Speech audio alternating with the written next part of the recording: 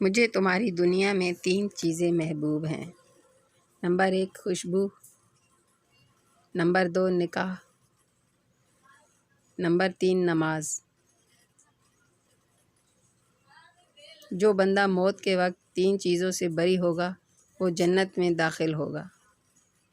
Number 1 تکبر، number 2 قرض، number 3 خیانت۔ 3 چیزیں اگر دی جائیں تو منع نہ کرو۔ نمبر 1 خوشبو، نمبر 2 تکیہ، نمبر 3 دودھ۔ 3 لوگ جنت میں داخل نہ ہوں گے۔ نمبر 1 والدین کا نافرمان، نمبر 2 شراب کا عادی، نمبر 3 چغل خور۔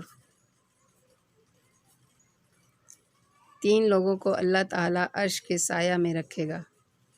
نمبر 1 بھوکے کو کھانا کھلانے والا، نمبر 2 تکلیفوں کے باوجود وضو کرنے والا، نمبر 3 اندھیرے میں پیدل مسجد تک جانے والا۔